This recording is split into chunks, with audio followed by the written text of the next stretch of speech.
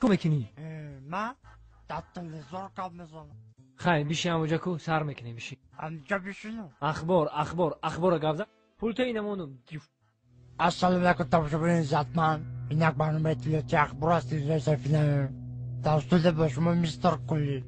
هفته سپشل در شهر دوشنبه در چشمون کرده در نزدیکی NVT دوز را دستگیر کردند.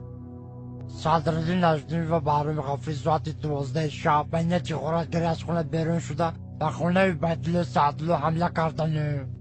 عبیدالله سعدلو در حالت مست خواب بوده. از کاسه عبیدالله سعدلو 180 درم، از درون شوفانر عبیدالله سعدلو چیزهای قیمت بها، توفیل میکا، دو پرکالو، دو پچکه چای، دو پرنسکی و دو ترکانی خونه را زیر کرده گریختند. از این کارها سردار گروه میلیسیا حسن چیلا خبر شده با کارگردان کربسه جمهوری تاجیکستان خبر داده. کارگردان کربسه جمهوری تاجیکستان دولتمند خال کرکیبک پرده قاسم از این کارها خبر شده. هر جین غارتگرها را دستگیر کرده و درون کاخ برباد بردن. صدراعظم نجمی و بهرام غفاری به درون کاخ برباد برده.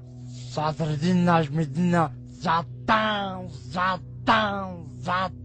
تا با قدم خدا و اسم میکنی. ای رو تسیا کدامی ژورنالیست دروغ میگه؟ تو در تلویزیون گپ زدی تو رو تمام جهان تماشا میکنه. تو دروغ میگی؟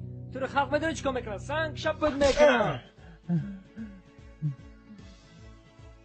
نخود ژورنالیست دروغ بگه. چه نرو بزنی؟ تو فالبینی دروغ گفته استی.